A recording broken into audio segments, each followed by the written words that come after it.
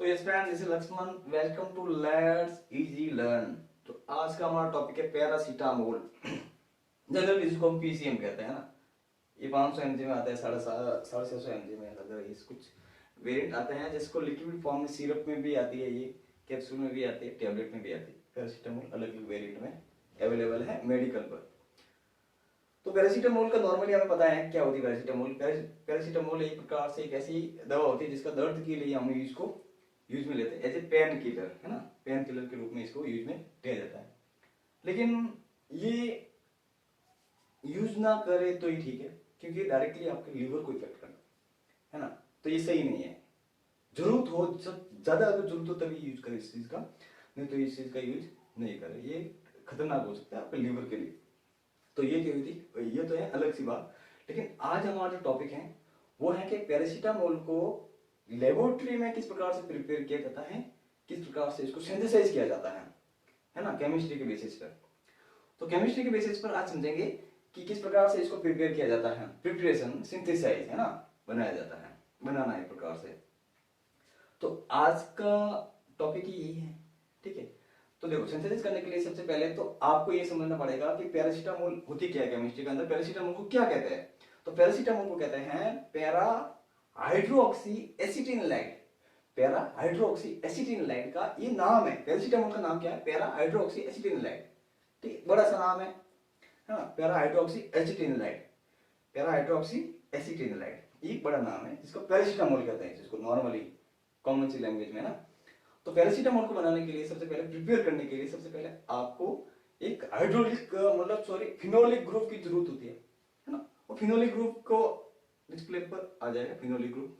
तो phenolic group की जरूरत होती है, जिस प्रकार से एक प्रकार से फिनोल को यूज लेते हैं पैरासीटामोल को बनाने के लिए, फिनोल का यूज करते हैं।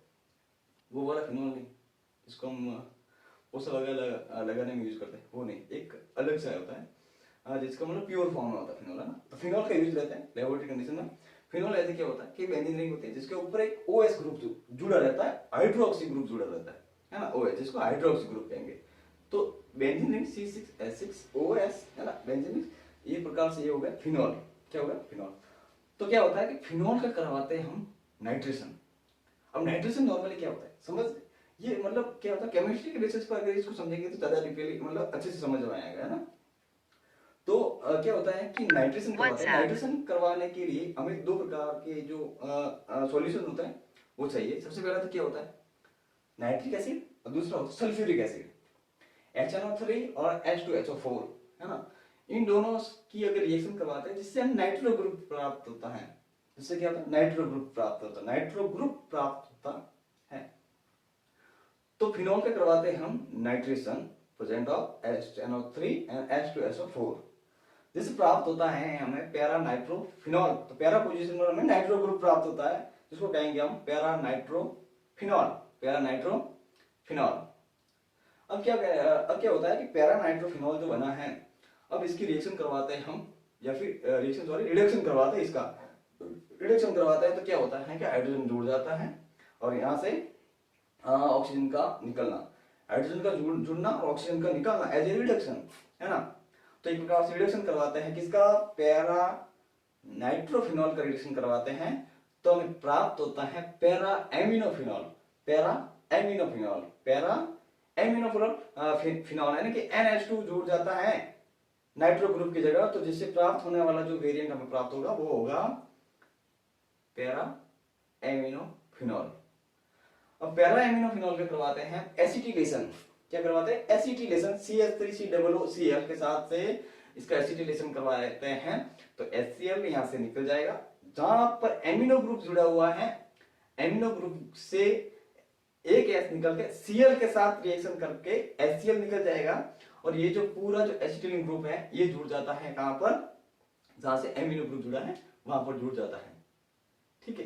तो ये जो बना, जो अभी जो कंपाउंड जो बन रहा है, जो बना वो है, क्या होता है, PCM होता है, पैरासीटामोल होता है, पैरा हाइड्रोक्सी एसिटिनलाइड होता है, ठीक है। तो एक प्रकार से एक नॉर्मल सा मेथड है जिस प्रकार से ये लैब में बनाया जाता है पैरासीटामोल को, अलग अलग क्वांटिटी में, अलग अलग मिलीग्राम में, ठीक है।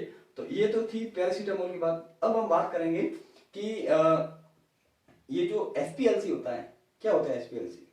एसपीएलसी means high performance liquid chromatography. क्या होती है इसको थोड़ा बाद में समझेंगे, ठीक है, बाद में, सॉरी अभी थोड़ा बहुत समझ लेते हैं, लेकिन इसको एक अलग से टॉपिक लेंगे और पूरा डिटेल में समझेंगे कि किस प्रकार से इसका इंस्ट्रूमेंटेशन होता है, किस प्रकार से इसको इसके अंदर जो सैंपल लेते हैं, डिटेक्ट करते हैं, किस प्रकार से इसका जो क्रोमोग्राफ बनता है ना, तो ये सब डिटेल में समझेंगे। लेकिन नॉर्मली हम समझेंगे एसपीएलसी होती है क्या, हाई परफॉर्मेंस लिक्विड क्रोमेटोग्राफी क्या होती है। तो एक प्रकार से ऐसी क्रोमेटोग्राफी होती है जिसके अंदर हम नॉर्मली किसी भी कंपाउंड के जो जो मॉलिक्यूल होता है या फिर कुछ अलग अलग प्रकार के जो वेरिएंट होते हैं जिनको हम सेपरेट किया जाता है एसपीएलसी के थ्रू।